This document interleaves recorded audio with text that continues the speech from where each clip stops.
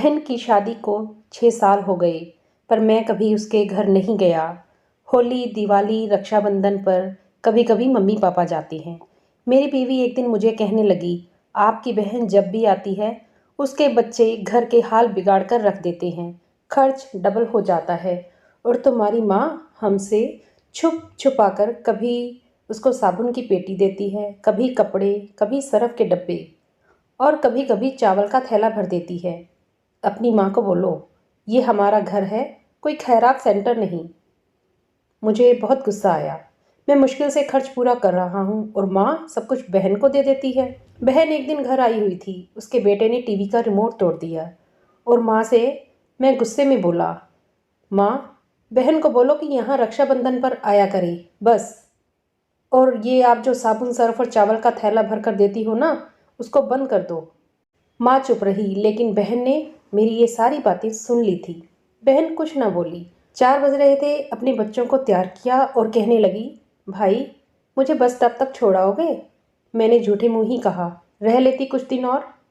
लेकिन वह मुस्कुराई, नहीं भाई, बच्चों की छुट्टियां ख़त्म होने वाली हैं।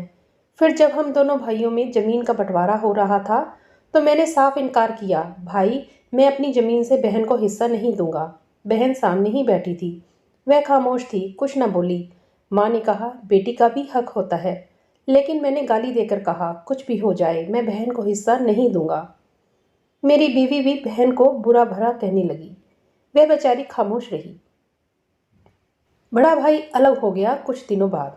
मेरे बड़े बेटे को टीबी हो गई और मेरे पास इलाज करवाने के भी पैसे नहीं थे। मैं बहुत परेशान था। 1 लाख रुपया कर्ज भी ले लिया था। मैं बहुत परेशान था। कमरे में अकेला बैठा अपने हालात पर रो रहा था। उस वक्त बड़ी बहन आ गई और मैंने गुस्से से बोला, अब ये आ गई मनहूस। मैंने बीवी से कहा, कुछ त्याग करो बहन के लिए। तो बीवी पास आ गई और बोली, कोई ज़रूरत नहीं कुछ भी पकाने की। फिर 1 घंटे बाद वह मेरे पास आई। भाई, परेशान हो? बहन ने मेरे सर पर हाथ फेरा। बड़ी बहन हूँ तुम्हारी, अब देखो, मुझसे भी बड़े लगते हो। फिर मेरे करीब हुई, अपने पर्स से सोने के कंगन निकाले, मेरे हाथ में रखे और आहिस्ता से बोली, पागल, तू ऐसे ही परेशान होता है। ये कंगन बेचकर अपना खर्चा कर, बेटे का इलाज करवा। शक्ल तो देख जरा, क्या हालत बना रखी तुमने। मैं खामोश था, बहन की तरफ देखे जा रहा था।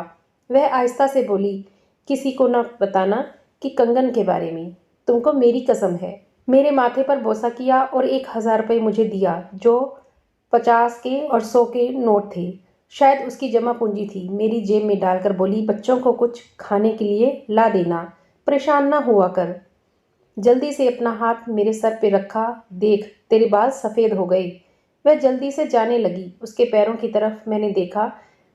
टूटी हुई जूती पहनी हुई थी, पुराना सा दुपट्टा ओढ़ रखा था। जब भी आती थी वही दुपट्टा ओढ़कर आती। हम भाई कितने मतलब प्रस्त होते हैं, बहनों को पल भर में बेगाना कर देते हैं और बहनें भाइयों का जरा सा तो बर्दाश्त नहीं कर सकती। मैं हाथ में कंगन पकड़े जोर जोर से रो रहा था। उसके साथ मेरी आंखें भी नम हो गई थी। अपने घर में भगवान जाने कितने दुख सह रही होती हैं।